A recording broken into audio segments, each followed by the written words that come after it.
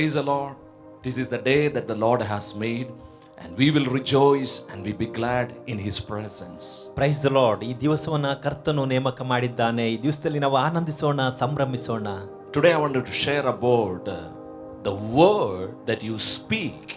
It is going to change your mountain. ನಾನು ಈ ದಿವಸ ನೀವು ಮಾತನಾಡುವಂತ ಒಂದು ಮಾತು ಅದು ಬೆಟ್ಟವನ್ನೇ ಅದು ಬದಲಾಯಿಸುತ್ತದೆ. ಆ ಸಂಗತಿಯ ಬಗ್ಗೆ ನಾನು ಮಾತನಾಡಲಿದ್ದೇನೆ. In other words, you are a mountain changer or you are a mountain mover. ಇನ್ನೊಂದು ಅರ್ಥದಲ್ಲಿ ನೀವು ಪರ್ವತವನ್ನ ಬೆಟ್ಟವನ್ನ ಕದಲಿಸುವವರು. Hallelujah. Let's quickly turn our attention to Mark chapter 11 verse 12 and 13. ನಮ್ಮ ಗಮನವನ್ನ ವೇಗವಾಗಿ ಮಾರ್ಕನ ಬರೆದ ಸುವಾರ್ತೆ 11ನೇ ಅಧ್ಯಾಯ 12 ಮತ್ತು 13ನೇ ವಾಕ್ಯಕ್ಕೆ ತಿರುಗಿಸಿಕೊಳ್ಳೋಣ. On the next day when they had left Bethany, he became hungry. ಮರುದಿನ ಅವರು ಬೆತಾನ್ಯವನ್ನು ಬಿಟ್ಟು ಬರುತ್ತಿರುವಾಗ ಆತನು ಹಸಿದನು. Seeing a distance a fig tree in a leaf, he went to see it. Perhaps he would find anything on it. And when he came to it, he found nothing but on leaves. It was not the season for figs. ಎಲೆ ಬಿಟ್ಟಿದ್ದ ಒಂದು ಅಂಜೂರದ ಮರವನ್ನು ದೂರದಲ್ಲಿ ಕಂಡು ಅದರಲ್ಲಿ ತನಗೇನಾದರೂ ಹಣ್ಣು ಸಿಕ್ಕಿತೆಂದು ಅಲ್ಲಿಗೆ ಹೋದನು. ಅದರ ಹತ್ತಿರಕ್ಕೆ ಬಂದಾಗ ಅದರಲ್ಲಿ ಬರೀ ಎಲೆಗಳನ್ನೇ ಹೊರತು ಮತ್ತೇನು ಕಾಣಲಿಲ್ಲ. Verse 14 is very important thing. 14ನೇ ವಾಕ್ಯ ಬಹಳ ಮುಖ್ಯವಾದ ಸಂಗತಿ ಅಲ್ಲಿದೆ. He said to it, may no ever eat fruit from you again. And his disciples were listening to it. ಆಗ ಯೇಸು ಆ ಮರಕ್ಕೆ ಇನ್ನು ಮೇಲೆ ಒಬ್ಬರು ನಿನ್ನಲ್ಲಿ ಹಣ್ಣನ್ನು ಎಂದೆಂದಿಗೂ ತಿನ್ನದ ಹಾಗಾಗಲಿ ಎಂದು ಹೇಳಿದನು. ಆತನ ಶಿಷ್ಯರು ಅದನ್ನು ಕೇಳಿದರು. Hallelujah. Here we could found Jesus speaking to the fig tree. ಇಲ್ಲಿ ಯೇಸು ಅಂಜೂರದ ಮರಕ್ಕೆ ಮಾತನಾಡುತ್ತಿರುವುದನ್ನು ನಾವು ಕಾಣ್ತೇವೆ. Very, very important thing. We need to understand how we can utilize our spiritual authority as a born again Christians. ಬಹಳ ಮುಖ್ಯವಾದ ಕಾರ್ಯ. ಹೊಸದಾಗಿ ಹುಟ್ಟಿದ ಕ್ರೈಸ್ತರಾದ ನಾವುಗಳು ಹೇಗೆ ನಮ್ಮ ಆತ್ಮಿಕ ಅಧಿಕಾರವನ್ನು ಉಪಯೋಗಿಸಿಕೊಳ್ಳಬೇಕೆಂಬುದನ್ನು ಕಂಡುಕೊಳ್ಳಬೇಕು. And another question we can raise from here. ಇಲ್ಲಿ ಇನ್ನೊಂದು ಪ್ರಶ್ನೆಯನ್ನು ನಾವು ಎದುರು ಕಾಣುವುದಾದ್ರೆ, why Jesus spoke to the fig tree? ಯಾಕೆ ಯೇಸು ಅಂಜೂರದ ಮರಕ್ಕೆ ಮಾತಾಡಿದನು?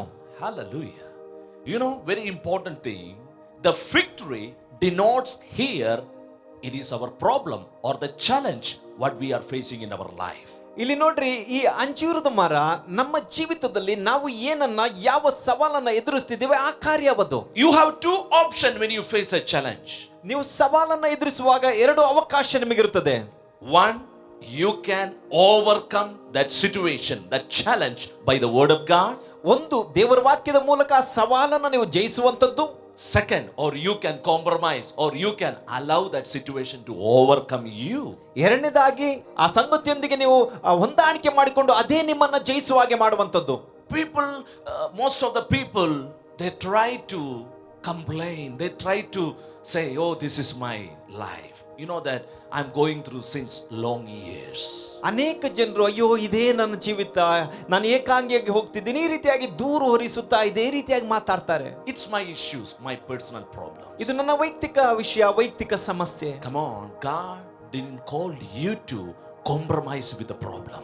ಸಮಸ್ಯೆಯೊಂದಿಗೆ ಹೊಂದಾಣಿಕೆ ಮಾಡಿಕೊಂಡು ಜೀವಿಸುವುದಕ್ಕಾಗಿ ದೇವರು ನಿಮ್ಮನ್ನ ಕರೀಲಿಲ್ಲ. You are appointed to speak the word of God into the situation. ಆ ಪರಿಸ್ಥಿತಿಗೆ ದೇವರ ವಾಕ್ಯವನ್ನು ಮಾತಾಡುವುದಕ್ಕಾಗಿ ನೀವು ಕರೆಯಲ್ಪಟ್ಟವರು. Jesus is our exact representative, or Jesus is our perfect example how to deal a situation. ಯೇಸು ಪರಿಸ್ಥಿತಿಗಳನ್ನ ಹೇಗೆ ಎದುರಿಸಬೇಕೆಂಬುದಕ್ಕೆ ನಮಗೆ ಆತನೇ ದೊಡ್ಡ ಉದಾಹರಣೆ, ದೊಡ್ಡ ಮಾದರಿಯಾಗಿದ್ದಾನೆ. For us, the greatest example and the greatest model is no one else, our Lord and Savior Jesus Christ. ನಮಗೆ ಒಂದು ದೊಡ್ಡ ಉದಾಹರಣೆ, ದೊಡ್ಡ ಮಾದರಿ ಬೇರೆ ಯಾರು ಅಲ್ಲ, ನಮ್ಮ ಒಡೆಯನಾದ ಯೇಸು ಕ್ರಿಸ್ತನೊಬ್ಬನೇ. So when Jesus faced that problem or that limitation, he never discouraged. ಯೇಸು ಸ್ವಾಮಿ ಆ ಸವಾಲುಗಳು, ಆ ಒಂದು ಪರಿಮಿತಿಗೆ ಬಂದಾಗ ಆತನು ಎಂದಿಗೂ ನಿರುತ್ಸಾಹಗೊಳ್ಳಿಲ್ಲ. Nowadays world, people are easily discouraging by the situation. ಈ ದಿನಮಾನಗಳಲ್ಲಿ ಜನರು ಬಹಳ ಸುಲಭವಾಗಿ ಪರಿಸ್ಥಿತಿಗಳೊಂದಿಗೆ ಅವರು ಬೇಸತ್ತು ಹೋಗ್ತಾರೆ. Oh brother, I lost my job. I don't know what to do. ಓ ಸಹೋದರರೇ, ನಾನು ನನ್ನ ಉದ್ಯೋಗ ಕಳೆದುಕೊಂಡು ಬಿಟ್ಟಿದ್ದೀನಿ, ಏನು ಮಾಡಬೇಕು ಗೊತ್ತಾಗ್ತಾ ಇಲ್ಲ. I feel like a relationship is broken up in my life. ನನ್ನ ಜೀವಿತದ ಸಂಬಂಧದ ವಿಷಯ ಮುರಿದು ಹೋದಂತ ಪರಿಸ್ಥಿತಿಯಲ್ಲಿದೆ. Are you in such a situation? Today God want to speak to you. ಅಂತ ಪರಿಸ್ಥಿತಿಯಲ್ಲಿ ನೀವಿದ್ದೀರಾ? ದೇವರು ಇಂದು ನಿಮ್ಮ ಸಂಗಡ ಮಾತಾಡ್ತಾ ಇದ್ದಾನೆ. God is here to restore everything back into your life. ದೇವರು ಇಲ್ಲಿ ನಿಮ್ಮ ಜೀವಿತದಲ್ಲಿ ಎಲ್ಲವನ್ನ ತಿರುಗಿ ಪುನರ್ಸ್ಥಾಪಿಸುವುದಕ್ಕಾಗಿ ಇಂದು ಇದ್ದಾನೆ. Hallelujah. Never ever worried about the problem. Worry is not a solution. Discouragement is not a solution. But faith in the word is a solution. ಎಂದೆಂದಿಗೂ ಸಮಸ್ಯೆ ಬಗ್ಗೆ ಚಿಂತಿಸಬೇಡ್ರಿ, ಅದಲ್ಲ ಪರಿಹಾರ ದೇವರ ವಾಕ್ಯದಲ್ಲಿರುವಂತ ನಂಬಿಕೆ. Why God given his word over our life? ಯಾಕೆ ನಮ್ಮ ಜೀವಿತದಲ್ಲಿ ದೇವರು ತನ್ನ ವಾಕ್ಯವನ್ನು ನಮಗೆ ಕೊಟ್ಟಿದ್ದಾನೆ? To live and to believe and to walk. ನಾವು ನಂಬುವುದಕ್ಕೆ, ಜೀವಿಸುವುದಕ್ಕೆ, ಅದರೊಂದಿಗೆ ನಡೆಯುವುದಕ್ಕೆ. Amen. So Jesus spoke to the fig tree. ಯೇಸು ಇಲ್ಲಿ ಅಂಜೂರದ ಮರಕ್ಕೆ ಮಾತನಾಡಿದನು. And the word of God says all the disciples heard. ದೇವರ ವಾಕ್ಯ ಹೇಳ್ತದೆ, ಆತನ ಎಲ್ಲಾ ಶಿಷ್ಯರು ಅದನ್ನ ಕೇಳಿದರು. Come on. Now let's go to that verse 20. Here says, as they were passing by in the morning, okay, they saw fig tree withered from roots up. 20ನೇ ವಾಕ್ಯ, ಬೆಳಿಗ್ಗೆ ಅವರು ಬರುತ್ತಿರುವಾಗ ಅಂಜೂರದ ಮರವು ಬುಡದಿಂದಲೂ ಒಣಗಿ ಹೋಗಿರುವುದನ್ನು ಕಂಡರು. Listen carefully. Here the word of God says, not in the evening time, but in the very morning. ಗಮನಿಟ್ಟು ಕೇಳಿಸ್ಕೊಳ್ರಿ, ದೇವರ ವಾಕ್ಯ ಹೇಳ್ತಿದೆ ಸಂಜೆ ಸಮಯ ಅಲ್ಲ, ಮುಂಜಾನೆ ವೇಳೆಯಲ್ಲಿ ಎಂಬುದಾಗಿ. See, when Jesus spoke to the fig tree, ನೋಡ್ರಿ, ಯೇಸು ಸ್ವಾಮಿ ಅಂಜೂರದ ಮರಕ್ಕೆ ಮಾತನಾಡಿದಾಗ everybody heard. ಎಲ್ಲರೂ ಅದನ್ನು ಕೇಳಿಸ್ಕೊಂಡ್ರು. It was a public word. ಅದು ಎಲ್ಲರ ಮುಂದೆ ಮಾತನಾಡಿದಂತ ಮಾತು. Jesus already saw in his spirit that is already dried up. ಯೇಸು ತನ್ನ ಆತ್ಮದಲ್ಲಿ ಈಗಾಗಲೇ ಆ ಮರವು ಒಣಗಿ ಹೋದದನ್ನ ಕಂಡಿದ್ದನು. He never waited for a physical manifestation. ಶಾರೀರಿಕವಾಗಿ ಅಲ್ಲಿ ಅದು ಉಂಟಾಗುವುದಕ್ಕಾಗಿ ಆತನು ಕಾಯಲಿಲ್ಲ. He never waited. Oh, when this fig tree will be dried away. ಈ ಅಂಜೂರದ ಮರ ಯಾವಾಗ ಒಣಗಿ ಹೋಗುತ್ತದೆ ಎಂಬುದಾಗಿ ಯೇಸು ಕಾಯುತ್ತಾ ಇರಲಿಲ್ಲ. Jesus saw in his spirit it is already dried from the roots to up. ಯೇಸು ಆತ್ಮದಲ್ಲಿ ಈಗಾಗಲೇ ಬೇರಿನಿಂದ ಆ ಮರ ಒಣಗಿ ಹೋಗಿದ್ದನ್ನ ಕಂಡಿದ್ದನು. This is very important. ಇದು ಬಹಳ ಮುಖ್ಯವಾದದ್ದು. Faith will see what the word says. ನಂಬಿಕೆಯು ವಾಕ್ಯ ಏನನ್ನ ಹೇಳುತ್ತದೋ ಅದನ್ನ ಕಾಣುತ್ತದೆ. Let me ask you one question. What do you see about your life? ಇನ್ನೊಂದು ಪ್ರಶ್ನೆ ನಿಮ್ಮ ಬಳಿ ಕೇಳ್ತೇನೆ, ನಿಮ್ಮ ಜೀವಿತದ ಬಗ್ಗೆ ನೀವು ಏನನ್ನ ಕಾಣ್ತಾ ಇದ್ದೀರಿ? What are you seeing about your life? ನಿಮ್ಮ ಜೀವಿತದ ಬಗ್ಗೆ ನೀವು ಏನನ್ನ ಕಾಣುತ್ತಾ ಇದ್ದೀರಿ? Are you seeing your life in accordance with the situation, or are you seeing your life in accordance with the word of God? ನೀವು ನಿಮ್ಮ ಪರಿಸ್ಥಿತಿಗೆ ಅನುಗುಣವಾಗಿ ನಿಮ್ಮ ಜೀವಿತ ಇರುವುದನ್ನು ಕಾಣ್ತಾ ಇದ್ದೀರಾ, ಅಥವಾ ವಾಕ್ಯದ ಅನುಗುಣವಾಗಿ ನಿಮ್ಮ ಜೀವಿತ ಇರುವುದನ್ನು ಕಾಣ್ತಾ ಇದ್ದೀರಾ? Amen. Verse 21 says, being remembered, Peter said to Jesus, Rabbi, look, the fig tree which you have cursed has withered away. 21ನೇ ವಾಕ್ಯ, ಆಗ ಪೇತ್ರನು ಹಿಂದಿನ ದಿನದ ಸಂಗತಿಯನ್ನು ನೆನೆಸಿಕೊಂಡು ಆತನಿಗೆ, ಗುರುವೇ, ಇಗೋ ನೀನು ಶಾಪ ಕೊಟ್ಟ ಅಂಜೂರದ ಮರವು ಒಣಗಿ ಹೋಗಿದೆ. What kind of faith is this? ಯಾವ ರೀತಿಯ ನಂಬಿಕೆ ಇದು? This is called a natural faith. ಇದು ಸ್ವಾಭಾವಿಕವಾದ ನಂಬಿಕೆ. Come on, Jesus operated in the word of faith. Peter operated in the natural faith. ಯೇಸು ಸ್ವಾಮಿ ವಾಕ್ಯದ ನಂಬಿಕೆಯನ್ನು ಆತನು ಉಪಯೋಗಿಸಿಕೊಂಡ, ಇಲ್ಲಿ ಪೇತ್ರನು ಸ್ವಾಭಾವಿಕವಾದ ನಂಬಿಕೆಯನ್ನು ಉಪಯೋಗಿಸ್ತಾ ಇದ್ದಾನೆ. What is a natural faith? When you see with your optical eyes, you will believe it. ಸ್ವಾಭಾವಿಕವಾದ ನಂಬಿಕೆ ಏನಂದ್ರೆ ನಿಮ್ಮ ಕಣ್ಣಿನಲ್ಲಿ, ಸ್ವಾಭಾವಿಕ ಕಣ್ಣಿನಲ್ಲಿ ಕಂಡಾಗ ನೀವು ನಂಬುವಂತದ್ದು. Biblical faith is entirely different from natural faith. ಸತ್ಯವೇದದ ನಂಬಿಕೆ ಸ್ವಾಭಾವಿಕವಾದ ನಂಬಿಕೆಗಿಂತ ಅದು ಪರಿಪೂರ್ಣವಾಗಿ ವ್ಯತ್ಯಾಸಮಯವಾದದ್ದು. We walk by faith, not by sight. ನಾವು ನಂಬಿಕೆಯಿಂದ ನಡೆಯುವವರು, ನೋಡಿ ನಡೆಯುವವರಲ್ಲ. Hallelujah. And Jesus replied and saying, have faith in God. ಯೇಸು ಅಲ್ಲಿ ಹೇಳಿದನು, ದೇವರ ಮೇಲೆ ನಂಬಿಕೆ ಇರಲಿ. The original text not says like this. Original text says, have God kind of faith. ಮೂಲ ಭಾಷೆಯಲ್ಲಿ ನಾವು ಕಾಣುವುದಾದ್ರೆ ದೇವರಲ್ಲಿದ್ದಂತ ದೇವರ ರೀತಿಯ ನಂಬಿಕೆ ನಿಮ್ಮಲ್ಲಿರಲಿ ಎಂಬುದಾಗಿ ಹೇಳ್ತದೆ. Say with me, God kind of faith. ದೇವರಲ್ಲಿರುವಂತ ದೇವರ ರೀತಿಯ ನಂಬಿಕೆ. God kind of faith. You have not received natural faith. You have received God kind of faith in your spirit. ನೀವು ನಿಮ್ಮ ಆತ್ಮದಲ್ಲಿ ಸ್ವಾಭಾವಿಕವಾದ ನಂಬಿಕೆಯನ್ನು ಹೊಂದಿದವರಲ್ಲ, ದೇವರಲ್ಲಿ ಇರುವಂತ ನಂಬಿಕೆ, ದೇವರ ನಂಬಿಕೆಯನ್ನು ಹೊಂದಿದವರು. Amen. Next word says, Jesus is speaking one of the spiritual law of faith or application. ಮುಂದಿನ ವಾಕ್ಯದಲ್ಲಿ ಇಲ್ಲಿ ಯೇಸು ಒಂದು ಆತ್ಮಿಕ ನಂಬಿಕೆಯ ಬಗ್ಗೆ ಮಾತಾಡ್ತಾ ಇದ್ದಾನೆ. It is a law of faith. ಆ ನಂಬಿಕೆಯ ಒಂದು ನಿಯಮ. Okay, truly I say to you, whosoever, very important thing, whosoever says to this mountain and be taken up and cast into the sea, does not doubt in his heart, but believes that what he is saying going to happen, it will be granted to him. ನಿಮಗೆ ಸತ್ಯವಾಗಿ ಹೇಳುತ್ತೇನೆ, ಯಾವನಾದ್ರೂ ಈ ಬೆಟ್ಟಕ್ಕೆ ನೀನು ಕಿತ್ತುಕೊಂಡು ಹೋಗಿ ಸಮುದ್ರದಲ್ಲಿ ಬೀಳು ಎಂದು ಹೇಳಿ ತನ್ನ ಮನಸ್ಸಿನಲ್ಲಿ ಸಂಶಯ ಪಡದೆ ತಾನು ಹೇಳಿದ್ದು ಆಗುವುದೆಂದು ನಂಬಿದರೆ ಅವನು ಹೇಳಿದಂತೆಯೇ ಆಗುವುದು. First word says whosoever. ಮೊದಲನೇ ವಾಕ್ಯ ಯಾರೇ ಆದ್ರೂ. Jesus didn't tell, oh Peter, what you are saying, only I can do this thing. ಓ ಪೇತ್ರ, ಏನ್ ಹೇಳ್ತಿದ್ಯಾ, ನಾನು ಮಾತ್ರ ಇದನ್ನು ಮಾಡಕ್ಕೆ ಸಾಧ್ಯ ಎಂಬುದಾಗಿ ಯೇಸು ಹೇಳಿಲ್ಲ. Jesus said, ಯೇಸು ಹೇಳಿದನು, whosoever. ಯಾರೇ ಆಗಿರಲಿ, Whosoever. ಯಾವನಾದ್ರೂ. Anyone, those who believes in the word, it will be applied in their life. ಯಾರಾದ್ರೂ ವಾಕ್ಯದಲ್ಲಿ ನಂಬಿಕೆ ಇಡುವುದಾದ್ರೆ ಅವರ ಜೀವಿತದಲ್ಲಿ ಅದು ಕಾರ್ಯ ಮಾಡುತ್ತದೆ. Whether you are young, old, middle-aged, whether you are educated, uneducated, doesn't matter. ಯವನಸ್ಥನೋ, ಮಧ್ಯ ವಯಸ್ಸಿನೋ, ವಯಸ್ಕನೋ, ವಿದ್ಯಾವಂತನೋ, ಅವಿದ್ಯಾವಂತನೋ, ಯಾರೇ ಆಗಿರ್ಲಿ, God kind of faith is in your spirit, not in your mind. ದೇವರಲ್ಲಿದ್ದಂತಹ ನಂಬಿಕೆ ನಿಮ್ಮ ಆತ್ಮದಲ್ಲಿದೆ, ನಿಮ್ಮ ಮನಸ್ಸಿನಲ್ಲಿ ಅಲ್ಲ. Amen. Next, we need to understand one of the very important thing here. ಬಹಳ ಮುಖ್ಯವಾದ ಒಂದು ಕಾರ್ಯ ಮುಂದಿನ ಭಾಗದಲ್ಲಿ ನಾವು ಇದನ್ನು ಅರ್ಥ ಮಾಡಿಕೊಳ್ಬೇಕು. Jesus is speaking how to apply faith.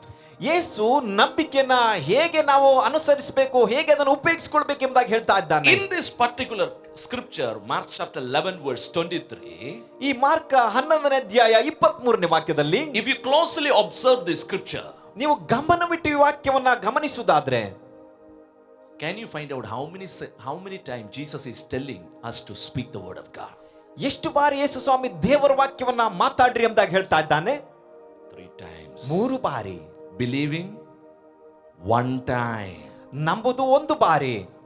Declaration 3 times. ಘೋಷಿಸುವುದು 3 ಬಾರಿ. So it's very important. Believing will release right declaration in our mouth. ಹಾಗಾಗಿ ಇದು ಬಹಳ ಮುಖ್ಯ. ನಂಬುವಂತದ್ದು ನಮ್ಮ ಬಾಯಲ್ಲಿ ಸರಿಯಾದ ಘೋಷಣೆ ಮಾಡುವುದರೊಂದಿಗೆ ನಡೆಯುತ್ತದೆ. Here is the problem with most of the believers.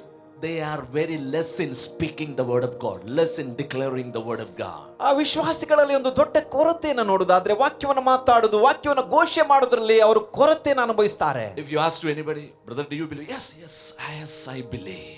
ನೀವು ಯಾರಾದ್ರ ಬಳಿ ಹೋಗಿ ಕೇಳಿ, ಸಹೋದರ ನಂಬ್ತೀಯ? ಹೌದು, ನಾನು ನಂಬ್ತೀನಿ ಅಂತಾರೆ. What about declaration?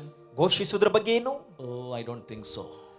ನಾನು ಅದರ ಬಗ್ಗೆ ಯೋಚಿಸ್ತಾ ಇಲ್ಲ. If you believe as the word of God says, you will declare. There is no doubt in that. ದೇವರ ವಾಕ್ಯ ಏನನ್ನು ಹೇಳ್ತದೋ ಅದನ್ನು ನೀವು ನಂಬುವಾಗ, ಅದನ್ನು ಘೋಷಿಸುವಾಗ ಅದರಲ್ಲಿ ಯಾವ ಸಂಶಯ ಇರುವುದಿಲ್ಲ. Right believing manifest in the right declaration. ಸರಿಯಾದ ನಂಬಿಕೆ ಸರಿಯಾದ ಘೋಷಣೆಯಲ್ಲಿ ಅದು ತನ್ನ ಕಾರ್ಯವನ್ನು ಮಾಡುತ್ತದೆ. Jesus is telling, speak to the mountain. ಯೇಸು ಹೇಳ್ತಾ ಇದ್ದಾನೆ, ಆ ಬೆಟ್ಟಕ್ಕೆ ಮಾತಾಡು. Hallelujah. There are problems when the situation come against us. People used to say, hey, my mountain is this much feet, this much birth, this much long. People used to enlarge and speak about the problem. ಜನರು ಸಮಸ್ಯೆಗಳು ಅವರ ಎದುರಿಗೆ ಬಂದಾಗ, ಅಯ್ಯೋ ನನ್ನ ಬೆಟ್ಟ ಇಷ್ಟು ದೊಡ್ಡ ಇದೆ, ಇಷ್ಟು ಉದ್ದ ಇದೆ, ನನ್ನ ಸಮಸ್ಯೆ ಹೀಗಿದೆ ಎಂಬುದಾಗಿ ಆ ಸಮಸ್ಯೆಯನ್ನ ದೊಡ್ಡದು ಮಾಡಿ ಮಾತಾಡ್ತಾರೆ. Since 20 years it is there. 20 ವರ್ಷದಿಂದ ಅದು ಅಲ್ಲೇ ಇದೆ, ಇಲ್ಲೇ ಇದೆ. Since 5 years I am suffering with this problem. 5 ವರ್ಷದಿಂದ ಈ ಸಮಸ್ಯೆಯಿಂದ ಬಳಲ್ತಾ ಇದ್ದೀನಿ. Don't speak about your mountain. ನಿಮ್ಮ ಬೆಟ್ಟದ ಬಗ್ಗೆ ಮಾತಾಡಬೇಡ್ರಿ. Come on, say with me, I will never speak about my problem. ನನ್ನೊಂದಿಗೆ ಹೇಳ್ರಿ, ನನ್ನ ಸಮಸ್ಯೆ ಬಗ್ಗೆ ನಾನು ಇನ್ನು ಮಾತಾಡಲ್ಲ. I speak to the problem. I speak to the mountain in the name of Jesus. ಯೇಸುವಿನ ನಾಮದಲ್ಲಿ ಆ ಸಮಸ್ಯೆಗೆ, ಆ ಬೆಟ್ಟಕ್ಕೆ ನಾನು ಮಾತಾಡ್ತೇನೆ. That means your mountain will listen your word. ಅದರ ಅರ್ಥ ನಿಮ್ಮ ಬೆಟ್ಟ ನಿಮ್ಮ ಮಾತನ್ನ ಅದು ಕೇಳಿಸ್ಕೊಬೇಕು. Hallelujah. Whatever you say, it is going to be established. ನೀವು ಏನನ್ನ ಹೇಳ್ತೀರೋ ಅದು ಅಲ್ಲಿ ನಡೆಯುತ್ತದೆ, ಉಂಟಾಗುತ್ತದೆ. It's very clear. It says, be taken up and cast into the sea, does not doubt in the heart. ಇಲ್ಲಿ ನೋಡ್ರಿ, ನೀನು ಸಂಶಯ ಪಡದೆ ಅದನ್ನ ಕಿತ್ತುಕೊಂಡು ಹೋಗಿ ಸಮುದ್ರದಲ್ಲಿ ಬೀಳು ಎಂಬುದಾಗಿ ಹೇಳುವಾಗ್ಲೂ Believes in the heart. That's very important thing. ಬಹಳ ಮುಖ್ಯ, ಹೃದಯದಲ್ಲಿ ನಂಬುವಂತದ್ದು. God kind of faith, it is not in your mind but in your spirit. ಆ ದೇವರ ರೀತಿಯಾದ ನಂಬಿಕೆ ಅದು ನಿಮ್ಮ ಮನಸ್ಸಿನಲ್ಲಿರುವಂತದ್ದಲ್ಲ, ನಿಮ್ಮ ಆತ್ಮದಲ್ಲಿರುವಂತದ್ದು. That means when you believe, at the same time Satan may put the thoughts into your mind. You may go through the thoughts against it. It will happen to me. ನೋಡ್ರಿ, ನೀವು ನಂಬುವ ಸಮಯದಲ್ಲೇ ನಿಮ್ಮ ಮನಸ್ಸಿನಲ್ಲಿ ಸೈತಾನನು ಇದು ಆಗುತ್ತಾ ಎಂಬುದಾಗಿ ಸಂಶಯದ ಮಾತನಾತನು ತರಬಹುದು. Don't worry about that. ಅದ್ರ ಬಗ್ಗೆ ಚಿಂತಿಸಬೇಡ್ರಿ. Believing in your spirit. ನಿಮ್ಮ ಆತ್ಮದ ಸ್ವರಕ್ಕೆ ನಂಬಿಕೆ ಇಡ್ರಿ. When you believe the word, you will resist every lies, every negative thoughts in your mind. ನೀವು ದೇವರ ವಾಕ್ಯದ ಮೇಲೆ ನಂಬಿಕೆ ಇಡುವಾಗ ಎಲ್ಲ ಈ ಸುಳ್ಳುಗಳು, ಸೈತಾನನ ಎಲ್ಲ ವಂಚನೆಗಳನ್ನು ನೀವು ಅದನ್ನು ತಡೀತೀರಾ, ಎದುರಿಸ್ತೀರಾ. Come on, say with me, I resist every lies in my mind. ನನ್ನ ಮನಸ್ಸಿನ ಎಲ್ಲ ಸುಳ್ಳುಗಳನ್ನು ನಾನು ಎದುರಿಸ್ತೇನೆ ಎಂಬುದಾಗಿ ಹೇಳಿ. I refuse to believe every wrong thoughts. ಎಲ್ಲ ಕೆಟ್ಟ ಯೋಚನೆಗಳನ್ನು ನಂಬಲು ನಾನು ತಿರಸ್ಕರಿಸುತ್ತೇನೆ. People say, I believe, but thoughts are coming against me. I'm telling to you, be in peace, stand firm in the word. ನನ್ನ ಮನಸ್ಸಿನಲ್ಲಿ ಬರುವ ಯೋಚನೆಗಳನ್ನು ನಂಬ್ತಾ ಇದ್ದೆ, ನಾನು ನಿಮಗೆ ಹೇಳ್ತೇನೆ, ಸಮಾಧಾನದಿಂದಿರ್ರಿ, ದೃಢವಾಗಿ ನಿಲ್ರಿ. Don't be terrified. ಎಂದಿಗೂ ಗೊಂದಲಕ್ಕೆ ಭಯಕ್ಕೀಡಾಗಬೇಡ್ರಿ. Only believe. ಕೇವಲ ನಂಬಿಕೆ ಇರಲಿ. Amen. Believe in your spirit. ನಿಮ್ಮ ಆತ್ಮದಲ್ಲಿ ನಂಬಿಕೆ ಇಡ್ರಿ. As you believe in the spirit, ನೀವು ಆತ್ಮದಲ್ಲಿ ನಂಬಿಕೆ ಇಡುವಾಗ you will resist every lies in your thoughts. ನಿಮ್ಮ ಆಲೋಚನೆಯಲ್ಲಿ, ಮನಸ್ಸಿನಲ್ಲಿ ಬರುವ ಎಲ್ಲ ಸುಳ್ಳುಗಳನ್ನು ನೀವು ಎದುರಿಸ್ತೀರಾ. And next word says, ಮುಂದಿನ ವಾಕ್ಯ ಹೇಳ್ತದೆ, but he is going to happen, it will be granted to him. ನೋಡ್ರಿ, ಅದು ಏನಾಗುತ್ತದೋ ಅದನ್ನೆಲ್ಲ ನಂಬುವವನು ಅದನ್ನೆಲ್ಲವನ್ನು ಹೊಂದಿಕೊಳ್ತಾನೆ. Amen. Believing means receiving. ನಂಬುದು ಅಂದ್ರೆ ಹೊಂದಿಕೊಳ್ಳುವಂತದ್ದು. The moment you believed, ನೀವು ನಂಬಿದ ತಕ್ಷಣ, I'm telling to you, it is already done in your life. ನಾನು ನಿಮಗೆ ಹೇಳ್ತೇನೆ, ನಿಮ್ಮ ಜೀವಿತದಲ್ಲಿ ಅದು ಆಗ್ಲೇ ನಡೆದಿರುತ್ತದೆ. Not going to happen. Not one day it will be happen. No, it is yours. ಒಂದು ದಿನ ಬಿಟ್ಟು ನಡೆಯುವುದಲ್ಲ, ಇಲ್ಲ, ಅದು ನಿಮ್ಮದೇ. Amen. Say with me, I believe what I declared. ನನ್ನೊಂದಿಗೆ ಹೇಳ್ರಿ, ನಾನು ಏನನ್ನ ಘೋಷಿಸ್ತೇನೋ ಅದನ್ನ ನಂಬ್ತೇನೆ. It's mine. ಅದು ನಂತು. My dear ones, stand firm in the faith. ಪ್ರಿಯರೇ, ನಂಬಿಕೆಯಲ್ಲಿ ದೃಢವಾಗಿ ನಿಲ್ರಿ. Never ever waver in the things of God. ದೇವರ ಕಾರ್ಯದ ಬಗ್ಗೆ ಬಹಳ ಎಚ್ಚರಿಕೆಯಿಂದ ಇರ್ರಿ. Hold on to the word of God. ದೇವರ ವಾಕ್ಯದಲ್ಲಿ ಸ್ಥಿರವಾಗಿ ನಿಲ್ರಿ. You will be established in the revelation knowledge. ದೇವರ ವಾಕ್ಯದ ಪ್ರಕಟಣೆಯಲ್ಲಿ ನೀವು ದೃಢಗೊಳ್ತೀರಾ, ಬಲಗೊಳ್ತೀರಾ. Amen. May God bless you. ದೇವರು ನಿಮ್ಮನ್ನು ಆಶೀರ್ವದಿಸಲಿ. It is a time to rejoice in His presence. ಇದು ಈ ಸಮಯ ಆತನ ಪ್ರಸನ್ನತೆಯಲ್ಲಿ ಆನಂದಿಸುವ ಸಮಯ. Now I welcome Sister Roshni to come forward and lead us in worship. ಈಗ ಸಹೋದರಿ ರೋಶಿನಿ ಮುಂದೆ ಬಂದು ಆರಾಧನೆಯಲ್ಲಿ ನಡೆಸಬೇಕಾಗಿ ನಾನು ಅವರನ್ನ ಸ್ವಾಗತಿಸ್ತೇನೆ. Amen. Hallelujah. Praise the Lord. ಪ್ರಿಯ ದೇವಜನರೇ, ನಾವು ಪುನಂದಾರ್ತಿ, ನಮ್ಮ ತಂದೆಯಾದ ದೇವರು, ನಮ್ಮ ಸೃಷ್ಟಿಕರ್ತನು, ನಮ್ಮನ್ನು ಪ್ರೀತಿಸುವಾತನನು ನಾವು ಒಟ್ಟಾಗಿ ಆರಾಧಿಸಲು ನಾವು ಸೇರಿ ಬಂದಿದ್ದೇವೆ. ನಮ್ಮನ್ನು ಆತನು ಆರಿಸಿಕೊಂಡು ನಮ್ಮ ಹೆಸರಿಡಿದು ಕರೆದು ಆತನ ಮಕ್ಕಳನ್ನಾಗಿ ನಮ್ಮ ತಂದೆಯಾದ ದೇವರು ಮಾಡಿದ್ದಾನೆ. ಪ್ರಿಯರೇ, ಇವತ್ತು ಉನ್ನತವಾದ ಸ್ಥಾನದಲ್ಲಿ ನಮ್ಮನ್ನಿಟ್ಟು ನಮ್ಮನ್ನು ಜಯಶಾಲಿಗಿಂತ ಜಯಶಾಲಿಯನ್ನಾಗಿ ಮಾಡಿದ್ದಾನೆ. ನಾವು ಕ್ರಿಸ್ತನಲ್ಲಿ ಏನಾಗಿದ್ದೇವೆ ಅದನ್ನು ತಿಳಿದುಕೊಂಡು ಈ ಬೆಳಗಿನ ಜಾವದಲ್ಲಿ ನಾವು ಹಾಡುವ, ಸ್ತುತಿಸುವ. ಪ್ರಿಯರೇ, ನೀವೆಲ್ಲೆಲ್ಲಿದ್ದೀರಾ? ನಾವು ಒಟ್ಟಾಗಿ ನಾವು ಆತನನ್ನು ದೃಷ್ಟಿಸುತ್ತಾ ಬನ್ನಿರಿ, ನಮ್ಮ ತಂದೆಯಾದ ದೇವರನ್ನು ಘನಪಡಿಸೋಣ, ಮಹಿಮೆ ಪಡಿಸೋಣ. Hallelujah. Oh, we praise you.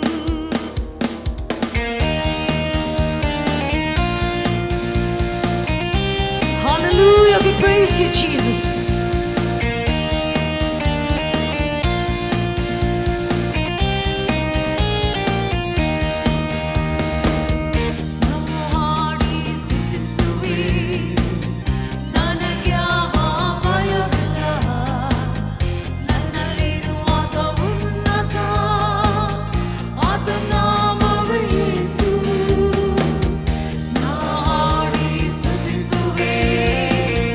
ನನಗ್ಯಾವ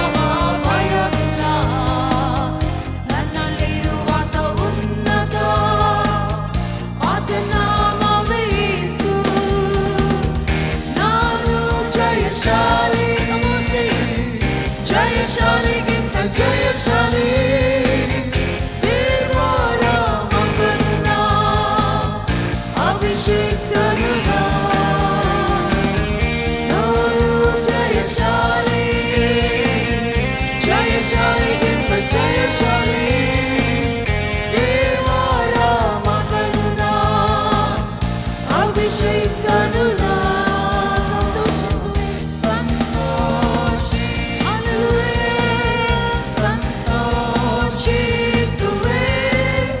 ಯಾವಾಗಲೂ ಕರ್ತನಲ್ಲಿ ಸಂತೋಷಿಸುವೆ ಸಂತೋಷಿಸುವೆ ಸಂತೋಷಿಸುವೆ ಯಾವಾಗಲೂ ಕರ್ತನಲ್ಲಿ ಸಂತೋಷಿಸುವೆ ನಾಡಿ ಸ್ತುತಿಸುವೆ ನನಗ್ಯಾವ ಭಯವಿಲ್ಲ ನನ್ನಲ್ಲಿರುವಾತ ಉನ್ನತ ಆತ ನಾಮವೇ ಯೇಸು. ಪ್ರಿಯರೇ, ನಮಗೆ ವಿರುದ್ಧವಾದುದು ಯಾವುದು, ಯಾವ ಆಯುಧವು ನಮಗೆ ಜಯಿಸುವುದೇ ಇಲ್ಲ. ಅನ್ಯನ ಯಾವ ಸಂಕಲ್ಪವು ಅದು ನಮಗೆ ಹಲ್ಲೆಲೂಯಾ ಎದುರಾಗಿ ನಿಲ್ಲಲು ಸಾಧ್ಯ ಇಲ್ಲ. ದೇವರ ಉದ್ದೇಶ, ದೇವರ ಚಿತ್ತವೇ ನಮ್ಮ ಜೀವಿತದಲ್ಲಿ ನೆರವೇರುವಂತದಾಗಿದೆ. ಹಲ್ಲೆಲೂಯಾ. ಯಾಕೆಂದ್ರೆ ಆತನು ಕರ್ತಾದಿ ಕರ್ತನು, ರಾಜಾದಿ ರಾಜನು, ನಮ್ಮಲ್ಲಿ ವಾಸಿಸುವ ಆತನು. Hallelujah. Thank you Lord. Oh Jesus. ವಿರುದ್ಧ ಕಲ್ಪಿಸಿದ ಯಾವ ಆಯುಧವು ಜಯಿಸದು.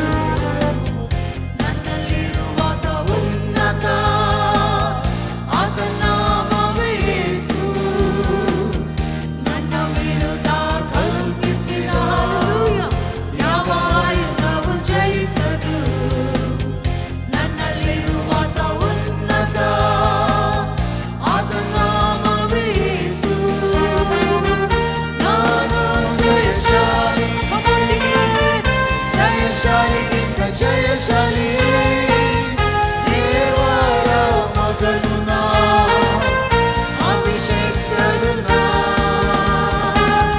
ನಾನು ಜಯಶಾಲಿ, ಜಯಶಾಲಿಗಿಂತ ಜಯಶಾಲಿ, ದೇವರ ಮಗನು ನಾ, ಅಭಿಷೇಕನು ನಾ. ಸಂತೋಷಿಸುವೆ ಸಂತೋಷಿಸುವೆ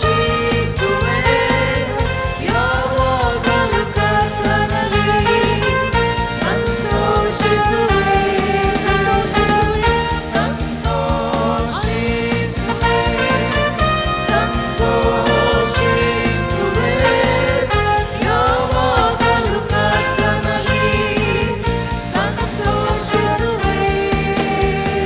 ಹೌದು ಪ್ರಿಯರೇ, ದೇವರ ವಾಕ್ಯ ಹೇಳ್ತದೆ ನಾವು ಯಾವಾಗಲೂ ಸಂತೋಷಿಸಿ, ಯಾವಾಗಲೂ ಎಲ್ಲ ಸಮಯದಲ್ಲಿ ಸಂತೋಷಿಸುವವರಾಗಿದ್ದೇವೆ. ಯಾಕೆಂದ್ರೆ ನಮಗೆ ಕೊಟ್ಟಂತ ನಾಮವು ಅದು ಉನ್ನತವಾದ ನಾಮ, ಜೇನಿಗಿಂತ ರುಚಿಯಾದ ನಾಮ. Thank you Lord. ಆ ನಾಮವನ್ನು ಘನಪಡಿಸೋಣ, ನಾಮವನ್ನು ಮೇಲಕ್ಕೆತ್ತೋಣ. ಹಾಲೆಲೂಯಾ. ನಾವು ಒಟ್ಟಾಗಿ ಹಾಡಿ ಕೊಂಡಾಡಿ ನಮ್ಮ ಕರ್ತಾದಿ ಕರ್ತನನ್ನು ಸ್ತುತಿಸುತ್ತಾ, yes there is only one and name.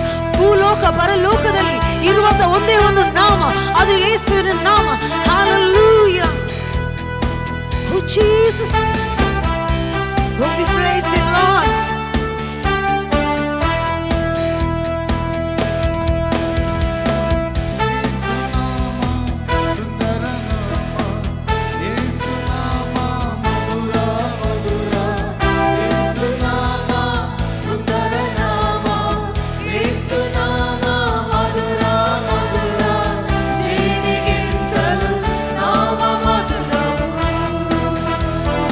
Hallelujah.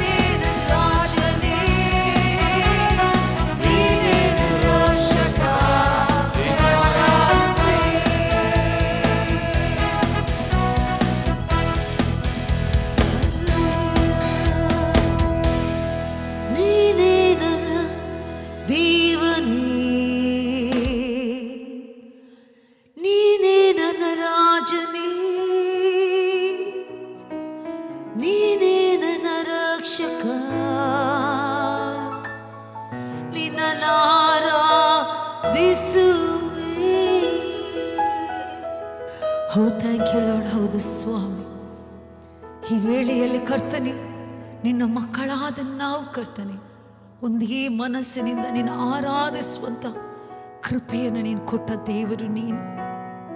ನಮ್ಮ ಮೇಲೆ ಎಷ್ಟೋ ಪ್ರೀತಿಯನ್ನಿಟ್ಟು ಸ್ವಾಮಿ ಅಪ್ಪ, ನೀ ನಮ್ಮನ್ನು ಈ ದಿನ ತನಕ ನಡೆಸಿ ನಮ್ಮನ್ನು ಬಲಪಡಿಸಿ ಅಪ್ಪ, ನಿನ್ನ ಆತ್ಮನನ್ನು ನಮಗೆ ಕೊಟ್ಟು ನಿನ್ನ ಆತ್ಮನ ಮೂಲಕ ನಮ್ಮಲ್ಲಿ ನಮ್ಮ ಮುಖಾಂತರ ಚಲಿಸುವಂಥ ದೇವರು.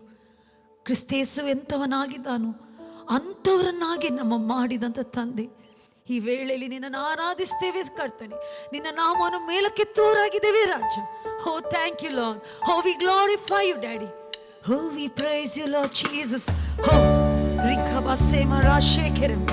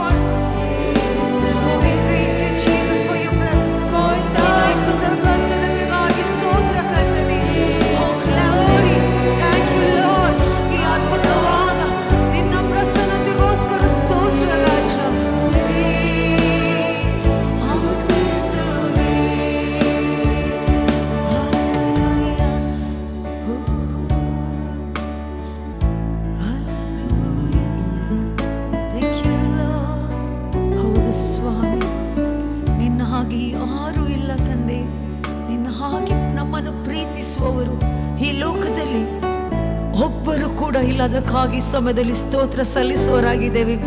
ಕರ್ತನೆ, ನಿನ್ನನ್ನು ಆರಾಧಿಸೋದು, ನಿನ್ನನ್ನು ಸ್ತುತಿಸೋದು, ನಿನಗೆ ಘನಮಾನ ಸಲ್ಲಿಸೋದು. ಕರ್ತನೆ, ಈ ಒಂದು ದೊಡ್ಡ ಕೃಪೆಯನ್ನು ನೀ ನಮಗೆ ದಯಪಾಲಿಸಿದ ಆತನು ನೀವು. ಕರ್ತನೆ ಸ್ವಾಮಿ, ನಿನ್ನ ಮಕ್ಕಳನ್ನಾಗಿ ಮಾಡಿ ನಾವು ಆತ್ಮದಲ್ಲಿ ಸತ್ಯದಲ್ಲೂ ನಿನ್ನನ್ನು ತಿಳಿದು ನಿನ್ನನ್ನು ಸೇವಿಸುವಂತ, ನಿನ್ನನ್ನು ಆರಾಧಿಸುವಂತ, ನಿನಗೋಸ್ಕರ ಪ್ರಕಾಶಿಸುವಂತ ಕೃಪೆಯನ್ನು ನಮ್ಮೊಬ್ಬೊಬ್ಬರಿಗೆ ಈ ಬೆಳಗಿನ ಜಾವದಲ್ಲಿ ಕೊಟ್ಟಾತನೆ ನಿನ್ನಗೆ ಸ್ತೋತ್ರ ಸಲ್ಲಿಸುವವರಾಗಿದ್ದೇವೆ. We praise you, we lift you name Lord. ತಂದೆ, ಯಾರ್ಯಾರು ಈ ಸಮಯದಲ್ಲಿ ಅಪ್ಪ ಫೇಸ್ಬುಕ್ ಮೂಲಕ, ವಾಟ್ಸ್ಆಪ್ ಮೂಲಕ ವೀಕ್ಷಿಸ್ತಾ ಇದ್ದಾರ, ಕರ್ತನೆ ಅವರ ಜೀವಿತಕ್ಕಾಗಿ ಸ್ತೋತ್ರ.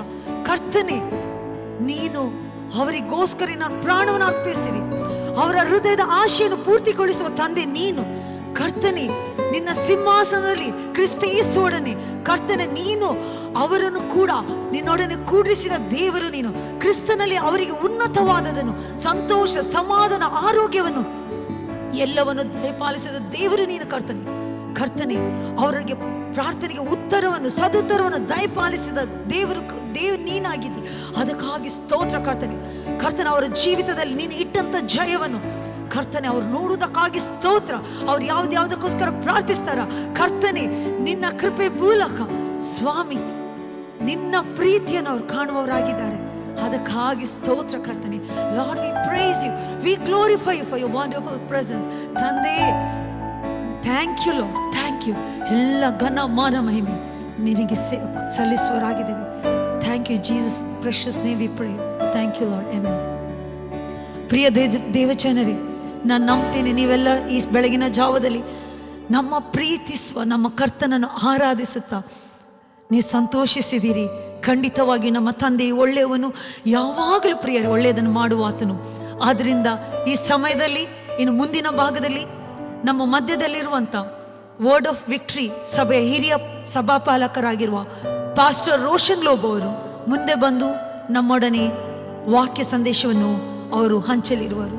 ನಾವೆಲ್ಲರೂ ನಮ್ಮ ಹೃದಯವನ್ನು ತೆರೆದು ಆ ವಾಕ್ಯವನ್ನು ಕೇಳಲು ಸಿದ್ಧರಾಗಿರೋಣ. Thank you. Thank you, Father. Thank you, Lord. We worship you, Master. We glorify your name, O God. Father, we rejoice in your presence. ತಂದೆ, ನಾವು ನಿನ್ನಲ್ಲಿ ಆನಂದ ಪಡ್ತಾ ಇದ್ದೇವೆ. ನಿನ್ನ ಒಳ್ಳೆಯವನು, ನಿನ್ನ ಕೃಪೆಯು ಶಾಶ್ವತವಾದದ್ದು, ನಿನ್ನ ಪ್ರೀತಿಯು ಶಾಶ್ವತವಾದದ್ದು. Thank you Lord. ಜೀವಿಸುವೆ ನಾನು ಕ್ರಿಸ್ತನಲ್ಲಿ, ಚಲಿಸುವೆ ನಾನು ಕ್ರಿಸ್ತನಲ್ಲಿ, ನಡೆಯುವೆ ನಾನು ಕ್ರಿಸ್ತನಲ್ಲಿ, ನುಡಿಯುವೆ ನಾನು ಕ್ರಿಸ್ತನಲ್ಲಿ. ಜೀವಿಸುವೆ ನಾನು ಕ್ರಿಸ್ತನಲ್ಲಿ, ಚಲಿಸುವೆ ನಾನು ಕ್ರಿಸ್ತನಲ್ಲಿ, ನಡೆಯುವೆ ನಾನು ಕ್ರಿಸ್ತನಲ್ಲಿ, ನುಡಿಯುವೆ ನಾನು ಕ್ರಿಸ್ತನಲ್ಲಿ. ನಿನ್ನ ಹಾಗೆ ಯಾರೂ ಇಲ್ಲ, ನಿನ್ನ ಹಾಗೆ ಯಾರೂ ಇಲ್ಲ, ನಿನ್ನ ಹಾಗೆ ಯಾರೂ ಇಲ್ಲ.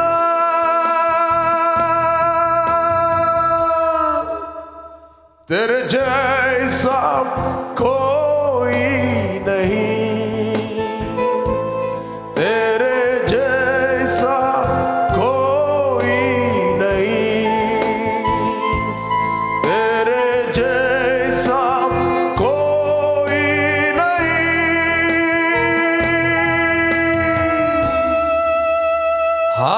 हालेलुया, हालेलुया,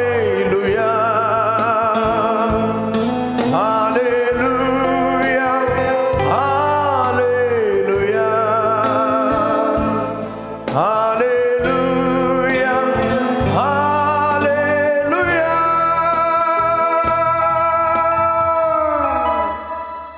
ಧ್ಯಾನಿಸುವೆ ನಾನು ಕ್ರಿಸ್ತನಲ್ಲಿ, ಹಾಡುವೆ ನಾನು ಕ್ರಿಸ್ತನಲ್ಲಿ, ಸ್ತುತಿಸುವೆ ನಾನು ಕ್ರಿಸ್ತನಲ್ಲಿ, ಆರಾಧಿಸುವೆ ನಾನು ಕ್ರಿಸ್ತನಲ್ಲಿ, ಧ್ಯಾನಿಸುವೆ ನಾನು ಕ್ರಿಸ್ತನಲ್ಲಿ, ಹಾಡುವೆ ನಾನು ಕ್ರಿಸ್ತನಲ್ಲಿ. ಸ್ತುತಿಸುವೆ ನಾನು ಕ್ರಿಸ್ತನಲ್ಲಿ, ಆರಾಧಿಸುವೆ ನಾನು ಕ್ರಿಸ್ತನಲ್ಲಿ. ನಿನ್ನ ಹಾಗೆ ಯಾರು ಇಲ್ಲ, ನಿನ್ನ ಹಾಗೆ ಯಾರು ಇಲ್ಲ, ನಿನ್ನ ಹಾಗೆ ಯಾರು ಇಲ್ಲ.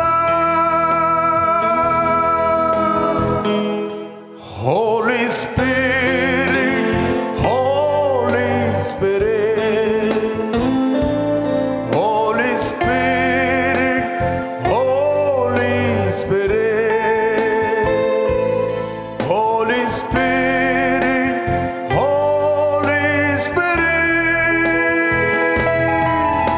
Glory, glory, glory, Father, we thank you. We worship you, Lord. We magnify your name. Our heart is open. Our ears are open, O God. ತಂದೆ, ನಾವು ನಿನ್ನಿಂದ ಕೇಳಲು ಬಯಸ್ತೇವೆ. ಪ್ರತಿಯೊಂದು ಹೃದಯಗಳು ಪ್ರಜ್ವಲಿಸಲ್ಪಡಲಿ, ಪ್ರತಿಯೊಂದು ಹೃದಯಗಳು ಪ್ರಕಾಶಿಸಲಿ. ಎಲ್ಲ ಮಹಿಮೆಯನ್ನು ನಾವು ನಿನಗೆ ಸಲ್ಲಿಸ್ತಾ ಇದ್ದು ಯೇಸು ನಾಮದಲ್ಲಿ ತಂದೆ. Amen, amen. Praise God. ಯೇಸು ಕ್ರಿಸ್ತನ ಹೆಸರಿನಲ್ಲಿ ನಿಮ್ಮನ್ನು ವಂದಿಸ್ತಾ ಇದ್ದೇನೆ. ನಾನು ನಂಬ್ತೇನೆ ನೀವು ಉತ್ತೇಜನ ವಾಕ್ಯದಲ್ಲಿ ಮತ್ತು ಆರಾಧನೆಯಲ್ಲಿ ನೀವು ಆನಂದ ಪಟ್ಟಿರಿ, ಸಂತೋಷ ಪಟ್ಟಿರಿ ಎಂದು. ನಾವು ಸ್ವಲ್ಪ ಹೊತ್ತು ದೇವರ ವಾಕ್ಯವನ್ನು ಧ್ಯಾನಿಸುವ. ಅಪೊಸ್ತಲ ಪೌಲನು ಕೊಲೋಸ್ಯರಿಗೆ ಬರೆದ 1ನೇ ಅಧ್ಯಾಯ 13ನೇ ವಚನ ನಾನು ನಿಮಗೋಸ್ಕರ ಓದ್ತೇನೆ. ದೇವರು ನಮ್ಮನ್ನು ಅಂಧಕಾರದ ದೊರೆತನದಿಂದ ಬಿಡಿಸಿ ತನ್ನ ಪ್ರಿಯ ಕುಮಾರನ ರಾಜ್ಯದ ಒಳಗೆ ಸೇರಿಸಿದನು. ಆ ಕುಮಾರನಲ್ಲಿ ನಮ್ಮ ಪಾಪಗಳು ಪರಿಹಾರವಾಗಿ ನಮಗೆ ಬಿಡುಗಡೆ ಆಯಿತು. Wow, praise God. ಇಲ್ಲಿ ಅಪೊಸ್ತಲ ಪೌಲ ಹೇಳ್ತಾನೆ, ದೇವರು ನಮ್ಮನ್ನು ಅಂಧಕಾರದ ದೊರೆತನ ಅಂತ ಹೇಳಿದ್ರೆ ಆಡಳಿತ, ಗವರ್ಮೆಂಟ್ ಸಿಸ್ಟಮ್. ದೇವರು ನಮ್ಮನ್ನು ಅಂಧಕಾರದ ಒಂದು ಆಡಳಿತದಿಂದ, ಸಿಸ್ಟಮ್ನಿಂದ ಆತ ನಮ್ಮನ್ನು ತೆಗೆದು ಬಿಡುಗಡೆ ಮಾಡಿ ತನ್ನ ಕುಮಾರನ ರಾಜ್ಯದ ಒಳಗೆ, the Kingdom of his dear ಸನ್,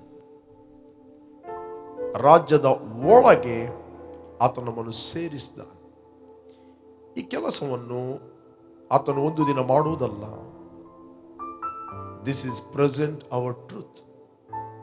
ದೇವರು ಆಲ್ರೆಡಿ ನಮ್ಮನ್ನು ಅಂಧಕಾರದ ದೊರೆತನದಿಂದ, ಆಡಳಿತದಿಂದ ನಮ್ಮನ್ನು ಬಿಡುಗಡೆ ಮಾಡಿ ತನ್ನ ಕುಮಾರನ ರಾಜ್ಯಕ್ಕೆ ಆತನು ಸೇರಿಸ್ತಾನೆ. ನೆಕ್ಸ್ಟ್ ಹೇಳ್ತದೆ, ಆ ಕುಮಾರನಲ್ಲಿ ನಮ್ಮ ಪಾಪಗಳು ಪರಿಹಾರವಾಗಿ ನಮಗೆ ಬಿಡುಗಡೆ ಆಗ್ತದಲ್ಲ. ಆಲ್ರೆಡಿ ಬಿಡುಗಡೆ ಆಯಿತು. ದಟ್ ಮೀನ್ಸ್ ಯೇಸು ಕ್ರಿಸ್ತನು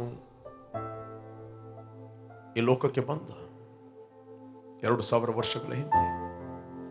ಯೇಸು ಆತನು ದೇವರಿಗೆ ಸರಿ ಸಮಾನ. He himself is God. ಫಿಲಿಪಿಯರಿಗೆ ಬರೆದ 2ನೇ ಅಧ್ಯಾಯ 7ನೇ ವಚನ ಹೇಳ್ತದೆ, ಆತನು ದೇವರಿಗೆ ಸರಿ ಸಮಾನ ಆಗಿದ್ದೇನೆ ಎಂಬ ಪದವಿಯನ್ನು ಬಿಡಲೋಲೆಂದೆನಿಸದೆ ಮನುಷ್ಯರಿಗೆ ಸದೃಶನಾಗಿ ದಾಸರ ರೂಪವನ್ನು ಧರಿಸಿ ಶಿಲುಬೆಯ ಮರಣವನ್ನು ಹೊಂದುವಷ್ಟು ವಿಧೇಯನಾದನು. ಈ ಕಾರಣದಿಂದ ದೇವರು ಆತನನ್ನು ಅತೀ ಉನ್ನತ ಸ್ಥಾನಕ್ಕೆ ಇರಿಸ್ತಾನೆ. Praise God. ಈ ಕಾರಣದಿಂದ ನಾವು ನೋಡ್ತೇವೆ, ಯಾವಾಗ ಆದಾಮನು ಪಾಪ ಮಾಡಿದ, ಆತನು ತನ್ನನ್ನು ಅಂಧಕಾರಕ್ಕೆ ಮಾರಿಬಿಟ್ಟ. ಆಕ್ಚುಲಿ ದೇವರು ಆತನಿಗೆ ಆಡಳಿತವನ್ನು ಕೊಟ್ಟಿದ್ರು, ಆತನಿಗೆ ದೊರೆತನವನ್ನು ಕೊಟ್ಟಿದ್ರು. ಭೂಮಿಯ ಮೇಲಿರುವ ಪ್ರಾಣಿಗಳ ಮೇಲೆ, ಹಾರಾಡುವ ಪಕ್ಷಿಗಳ ಮೇಲೆ, ಸಮುದ್ರದಲ್ಲಿರುವ ಮೀನುಗಳ ಮೇಲೆ ದೇವರು ಆದಾಮನಿಗೆ ಅಧಿಕಾರವನ್ನು ಕೊಟ್ಟಿದ್ರು. ಈ ಆದಾಮನು ದೇವರಿಗೆ ಅವಿಧೇಯನಾಗಿ ತನ್ನನ್ನು ಪಾಪಕ್ಕೆ ಮಾರಿ ಅಂಧಕಾರದ ದೊರೆತನಕ್ಕೆ ತನ್ನನ್ನು ಒಪ್ಪಿಸಿಕೊಟ್ಟ. ಒಬ್ಬ ಮನುಷ್ಯನ ಮೂಲಕ ಪಾಪದಿಂದ ಮರಣವು ಲೋಕದ ಒಳಗೆ ಪ್ರವೇಶಿಸಿದವು. ಈ ರೀತಿ ಎಲ್ಲಾ ಮನುಷ್ಯರು ಪಾಪ ಮಾಡಿದ್ದರಿಂದ ಮರಣವು ಎಲ್ಲರನ್ನು ಆವರಿಸಿತು. ಈ ಮರಣ ಅಂತ ಹೇಳಿದ್ರೆ ಆತನ ಹೆಸರು ಸೈತಾನ. ಇಬ್ರಿಯರಿಗೆ ಬರೆದ 2:14 ವಚನ ಹೇಳ್ತದೆ, ಮಕ್ಕಳು ರಕ್ತ ಮಾಂಸಧರಿಗಳಾಗಿರಲಾಗಿ ಆತನು ಅವನಂತೆ ಆಗಿ ಜೀವಮಾನವಿಡೀ ಮರಣದ ಭಯದಲ್ಲಿ ಜೀವಿಸುತ್ತಿದ್ದವರಿಗೆ ಆತನು ತನ್ನ ಮರಣದಿಂದ ಮರಣಾಧಿಕಾರಿಯನ್ನು ಅಡಗಿಸಿಬಿಟ್ಟನು. Praise God, ಅಡಗಿಸಿಬಿಟ್ಟನು. ಯೇಸು ಕ್ರಿಸ್ತನು ಮನುಷ್ಯನು ಶರೀರದಲ್ಲಿ ಮಾಡಿದ ಪಾಪಗೋಸ್ಕರ ಆತನು ಕೂಡ ಮನುಷ್ಯನಾಗಿ ಈ ಲೋಕಕ್ಕೆ ಬಂದ. ತನ್ನ ಮಹಿಮೆಯ ಪದವಿಯನ್ನು ಬಿಟ್ಟು. ಆತನಲ್ಲಿ ಮಾತ್ರ ಪಾಪ ಇರಲಿಲ್ಲ, ಆತನಲ್ಲಿ ಅಂಧಕಾರದ ದೊರೆತನದಲ್ಲಿ ಆತನು ಇರಲಿಲ್ಲ. ಆತನು ಬರುವಾಗ ದೇವರ ರಾಜ್ಯ ಬಂತು, ದ ಕಿಂಗ್ಡಮ್. ಅದಕ್ಕೋಸ್ಕರ ಆತನ ಫಸ್ಟ್ ಪ್ರೀಚಿಂಗ್ 4:17 ವಚನದಲ್ಲಿ ನಾವು ನೋಡ್ತೇವೆ, repent, the Kingdom of god is near. ಪರಲೋಕ ರಾಜ್ಯವು, ದೇವರ ರಾಜ್ಯವು ನಿಮ್ಮ ಹತ್ತಿರವಾಗಿದೆ, ಪಶ್ಚಾತ್ತಾಪ ಪಡ್ರಿ. ಯೋಹಾನನು ಬಂದು ಅದೇ ಪ್ರೀಚ್ ಮಾಡಿದ, ಪರಲೋಕ ರಾಜ್ಯವು, ದೇವರ ರಾಜ್ಯವು ಹತ್ತಿರವಾಗಿದೆ. ಯೇಸು ಬರುತ್ತಿರುವಾಗ ಆತನು ಸುಮ್ಮನೆ ಬರಲಿಲ್ಲ. ನ್ಯಾಚುರಲ್ ವರ್ಲ್ಡ್ ಅಲ್ಲಿ ಆತನು 6 ಫೀಟ್ ನವನಾಗಿರ್ಬಹುದು. ಬಟ್ ವೇರ್ ಹಿ, ಎಲ್ಲಿ ಆತನು ಬಂದ ಅಲ್ಲಿ ಕಿಂಗ್ಡಮ್ ಫಂಕ್ಷನ್ ಆಗ್ತಿತ್ತು. ಕಿಂಗ್ಡಮ್ ಅಂದ್ರೆ ಆಡಳಿತ. Praise God. ದ ಬೈಬಲ್ ಹೇಳ್ತದೆ, ಆತನು ನಮಗೋಸ್ಕರ ಪಾಪವಾದನು. ಆ ರಾತ್ರಿ ಮಹಾಯಾಜಕರು, ದಳವಾಯಿಗಳು, ಕಾವಲುಗಾರರು ಆತನು ಹಿಡಿಯಲಿಕ್ಕೆ ಬಂದಾಗ ಆತನು ಹೇಳಿದ, ಕಳ್ಳನನ್ನು ಹಿಡಿಯಲಿಕ್ಕೆ ಬಂದ ಹಾಗೆ ಹಿಡಿಯಲಿಕ್ಕೆ ಬಂದಿದ್ದೀರಾ. 22ನೇ ಅಧ್ಯಾಯದಲ್ಲಿ ನಾವು ನೋಡ್ತೇವೆ, 22 ಚಾಪ್ಟರ್ 53 ವರ್ಸ್ ಲೂಕನು ಬರೆದ ಸುವಾರ್ತೆಯಲ್ಲಿ 52ರಲ್ಲಿ ನಾನು ಓದ್ತೇನೆ. ಯೇಸು ತನ್ನನ್ನು ಹಿಡಿಯುವುದಕ್ಕೆ ಬಂದ ಮಹಾಯಾಜಕರಿಗೂ, ದೇವಾಲಯದ ಕಾವಲಿನ ದಳವಾಯಿಗಳಿಗೂ, ಸಭೆಯ ಹಿರಿಯರಿಗೂ, ಕಳ್ಳನನ್ನು ಹಿಡಿಯುವುದಕ್ಕೆ ಬಂದಂತೆ ಕತ್ತಿಗಳನ್ನು, ದೊಣ್ಣೆಗಳನ್ನು ತೆಗೆದುಕೊಂಡು ಬಂದಿರ. ನಾನು ದಿನಾಲು ದೇವಾಲಯದಲ್ಲಿ ನಿಮ್ಮ ಸಂಗಡ ಇದ್ದಾಗ ನೀವು ನನ್ನ ಮೇಲೆ ಕೈ ಹಾಕಲಿಲ್ಲ. ಆದರೆ ಇದು ನಿಮ್ಮ ಕಾಲ, ಇದು ಅಂಧಕಾರದ ದೊರೆತನ, ಇದು ಅಂಧಕಾರದ ಆಡಳಿತ ಸಿಸ್ಟಮ್. ಯೇಸು ಕ್ರಿಸ್ತನು ನ್ಯಾಯಬದ್ಧವಾಗಿ ನಮ್ಮನ್ನು ಬಿಡುಗಡೆ ಮಾಡುವುದಕ್ಕೋಸ್ಕರ ತನ್ನನ್ನು ಮರಣಕ್ಕೆ ಒಪ್ಪಿಸ್ತನು ಅಂತ ಬೈಬಲ್ ಹೇಳ್ತದೆ. ಗಲಾತ್ಯರಿಗೆ ಬರೆದ 1ನೇ ಅಧ್ಯಾಯ 4ನೇ ವಚನ ಹೇಳ್ತದೆ, ಆತನು ದೇವರ ಚಿತ್ತಾನುಸಾರವಾಗಿ ನಮ್ಮ ಪಾಪಗಳ ನಿಮಿತ್ತವಾಗಿ ದುಷ್ಟ ಯುಗದಿಂದ ನಮ್ಮನ್ನು ಬಿಡುಗಡೆ ಮಾಡುವುದಕ್ಕೋಸ್ಕರ ತನ್ನನ್ನು ಮರಣಕ್ಕೆ ಒಪ್ಪಿಸ್ತನು. ಅಂಧಕಾರದ ದೊಡೆತನಕ್ಕೆ ತನ್ನನ್ನು ಒಪ್ಪಿಸ್ತನು. ಯಾಕಂತ ಹೇಳಿದ್ರೆ ನನ್ನನ್ನು ಮತ್ತು ನಿನ್ನನ್ನು ಲೀಗಲಿ ಬಿಡುಗಡೆ ಮಾಡುವುದಕ್ಕೋಸ್ಕರ. ಆತನು ಲೀಗಲಿ ಆಗಿ ನಮ್ಮ ಪಾಪಗಳಿಗೋಸ್ಕರ ಆತನು ಶಿಲುಬೆಯಲ್ಲಿ ಸತ್ತ, ರಕ್ತವನ್ನು ಸುರಿಸಿದ. ನಮ್ಮ ವಿರುದ್ಧವಾಗಿ ದೋಷಾರೋಪಣೆ ಮಾಡಿದಂಥ ಆಜ್ಞಾರೂಪವಾಗಿದ್ದ ಪತ್ರವನ್ನು ಶಿಲುಬೆಗೆ ಜಡಿಸಿ ಅದನ್ನು ಇಲ್ಲದಂತಾಗ ಮಾಡಿದನು. ನಾವು ನೋಡ್ತೀವಿ 3ನೇ ಅಧ್ಯಾಯ 2 ಚಾಪ್ಟರ್. ಎಸ್, ಕೊಲೇಷನ್ ನಾನು ನಿಮಗೋಸ್ಕರ ಓದ್ತೇನೆ. 2:13 ಸ್ಟಾರ್ಟ್ ಆಗ್ತದೆ. 13ನೇ ವಚನ, ಅಪರಾಧಗಳನ್ನು ಮಾಡುವುದರಿಂದಲೂ ಸುನ್ನತಿ ಇಲ್ಲದ ಶರೀರ ಭಾವದಿಂದಲೂ ಸತ್ತವರಾಗಿದ್ದ ನಮ್ಮನ್ನು ಸಹ ದೇವರು ಕ್ರಿಸ್ತನೊಂದಿಗೆ ಬದುಕಿಸಿದನು. 14ನೇ ವಚನ ಹೇಳ್ತದೆ, ಆತನು ನಮ್ಮ ಅಪರಾಧಗಳನ್ನೆಲ್ಲ ಕ್ಷಮಿಸಿ ನಮ್ಮ ಮೇಲೆ ದೋಷಾರೋಪಣೆ ಮಾಡಿದಂಥ ಆಜ್ಞಾರೂಪವಾಗಿದ್ದ ಪತ್ರವನ್ನು ಕೆಡಿಸಿ ಅದನ್ನು ಶಿಲುಬೆಗೆ ಜಡಿದು ಇಲ್ಲದಂತಾಗ ಮಾಡಿದನು. Praise God, it is finished on the cross. ಯಾವಾಗ ನಾವು ದೇವರು ಕ್ರಿಸ್ತನಲ್ಲಿ ಮಾಡಿ ಮುಗಿಸಿದ ಕೆಲಸವನ್ನು ನಾವು ನಂಬುತ್ತೇವೆ, moment you believe, something will happen in the realm of the spirit. ಅದಕ್ಕೆ ಸ್ವಾಮಿ ಹೇಳಿದ 5ನೇ ಅಧ್ಯಾಯ 24ನೇ ವಚನದಲ್ಲಿ ನಾವು ನೋಡ್ತೇವೆ, ಯೋಹಾನ ಬರೆದ ಸುವಾರ್ತೆಯಲ್ಲಿ ನನ್ನ ಮಾತುಗಳನ್ನು ಕೇಳಿ ನನ್ನನ್ನು ಕಳುಹಿಸಿದ ಆತನು ನಂಬುವವನು ನಿತ್ಯ ಜೀವವನ್ನು ಹೊಂದಿದ್ದಾನೆ, ಅವನು ತೀರ್ಪಿಗೆ ಗುರಿಯಾಗುವುದಿಲ್ಲ, ಆತನು ಮರಣದಿಂದ ಪಾರಾಗಿ ಜೀವಕ್ಕೆ ಸೇರಿದ್ದಾನೆ. ದಟ್ ಮೀನ್ಸ್ ಅಂಧಕಾರದ ದೊರೆತನ, ಆತನ real man, thus human spirit, ಅದು ಕಿತ್ತು ತೆಗೆದು ತನ್ನ ಕುಮಾರನ ರಾಜ್ಯದೊಳಗೆ ಆತನು ಹುಟ್ಟಿದ್ದಾನೆ. You are born into the kingdom. ಅದಕ್ಕೆ ದೇವರ ರಾಜ್ಯದೊಳಗೆ ಸೇರಿಸ್ತಾನೆ. You are born into the kingdom.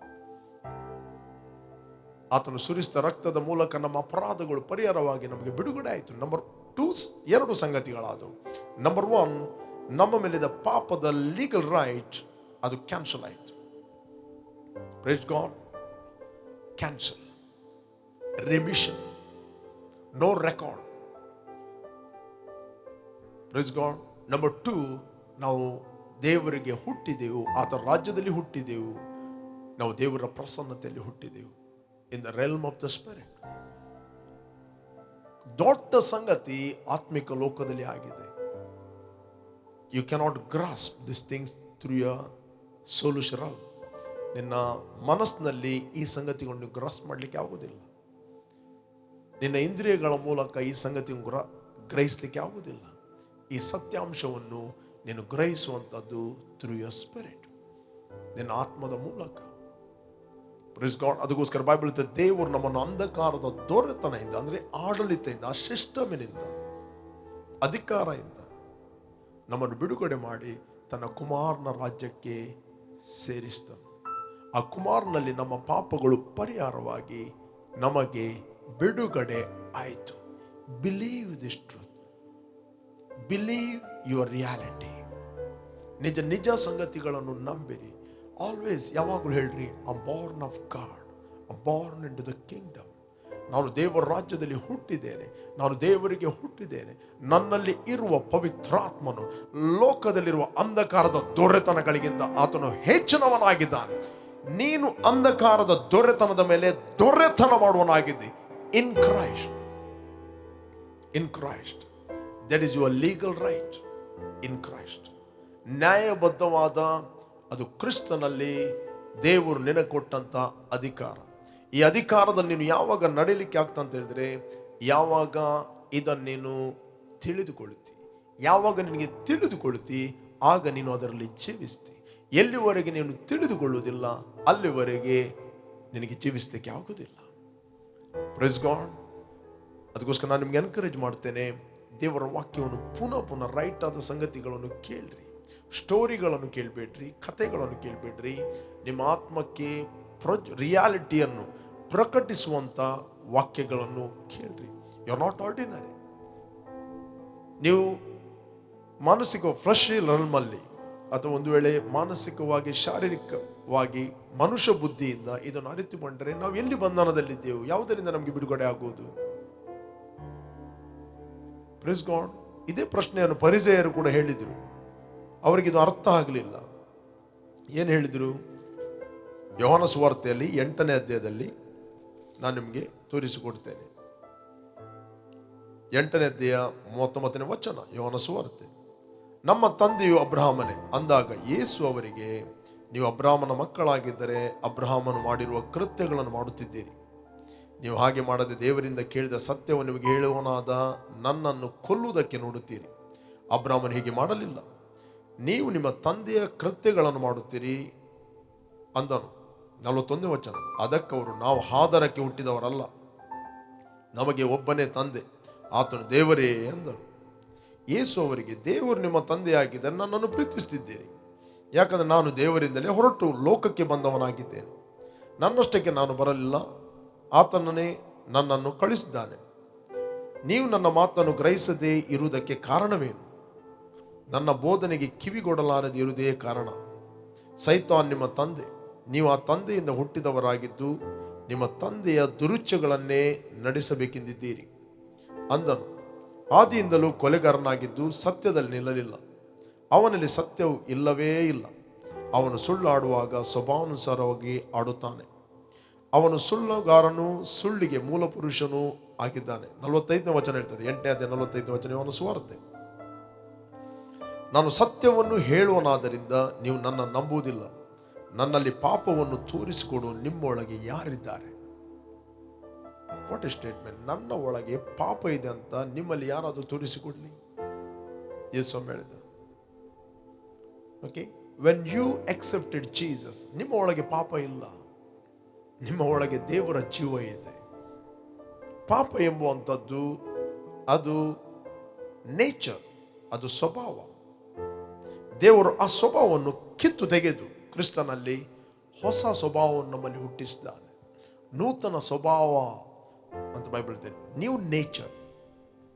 ಅದಕ್ಕೆ ಬೈಬಲ್ ಹೇಳ್ತದೆ 3ನೇ ಅಧ್ಯಾಯದಲ್ಲಿ 8ನೇ ವಚನದಲ್ಲಿ ನಾವು ಓದಲಿಕ್ಕೆ ಹೋದರೆ ನಮಗೆ ಸಿಗ್ತದೆ 9, ದೇವರಿಂದ ಹುಟ್ಟಿರುವವನು ಪಾಪ ಮಾಡುವುದಿಲ್ಲ, ದೇವರ ಜೀವವು ಅವನಲ್ಲಿ ನೆಲೆಗೊಂಡಿದೆ. ಅದಕ್ಕೋಸ್ಕರ ಯೇಸು ಕ್ರಿಸ್ತನು ದೇವರಿಂದ ಹುಟ್ಟಿದವನು, ದೇವರ ಜೀವ ಅವನಲ್ಲಿತ್ತು. ಅದನ್ನು ಕೇಳಿದ, ನಿಮ್ಮಲ್ಲಿ ಯಾರದು ನನ್ನಲ್ಲಿ ಪಾಪ ಉಂಟಂತ ತೋರಿಸಿಕೊಡ್ಲಿ ಹೇಳಿದ. ಯಾಕಂದ್ರೆ ಪಾಪ ಅವತನಲ್ಲಿ ಇಲ್ಲ. ಇವತ್ತು ಯೇಸುವನ್ನು ಅಂಗೀಕಾರ ಮಾಡಿದಾಗ ನಮ್ಮಲ್ಲಿ ನೀತಿ ಇದೆ. Praise God. ನಾವು ನೀತಿವಂತರಾಗಿ ದೇವರಿಗೆ ನಾವು ಹುಟ್ಟಿದ್ದೇವೆ. ಈ ಒಂದು ಸತ್ಯಾಂಶ, ರಿಯಾಲಿಟಿ ಅನೇಕರಿಗೆ ಅರ್ಥ ಆಗಲಿಲ್ಲ. ಯಾಕಂತ ಹೇಳಿದ್ರೆ ಅವರಿಗೆ ಆತ್ಮ, ಪ್ರಾಣ, ಶರೀರದ ಬಗ್ಗೆ ಪ್ರಕಟ ಇಲ್ಲದೆ ಇರುವ ಕಾರಣ. ಬೈಬಲಲ್ಲಿ ಎಷ್ಟೋ ವಚನ, ಯಾರಾದರೂ ಕ್ರಿಸ್ತನಲ್ಲಿದ್ದರೆ ನಿನ್ನ ನೂತನ ಸೃಷ್ಟಿ, ಹಳೆಯದೆಲ್ಲ ಹೋಯಿತು, ಈಗ ಎಲ್ಲವೂ ನೂತನವಾಯಿತು, ದೇವರಿಂದಲಾದದ್ದು. ಅದು ನಮ್ಮ ಶರೀರದ ಬಗ್ಗೆ ಮಾತಾಡುವುದಲ್ಲ ಅವನಂತೇಳಿ. ಶರೀರ ಎಲ್ಲಿ ನೂತನ ಸೃಷ್ಟಿಯಾಗಿದೆ? ಬಾರ್ನ್ ಅಗೇನ್ ಆದ ಕೂಡ ಅದೇ ಶರೀರ, ಅದೇ ಕಣ್ಣು, ಅದೇ ಕಿವಿ, ಅದೇ ಕಲ್ಲರ್. ಹುಡುಗ ಇದ್ದವನು ಹುಡುಗನೇ, ಹುಡುಗಿ ಇದ್ದವನು ಹುಡುಗಿ.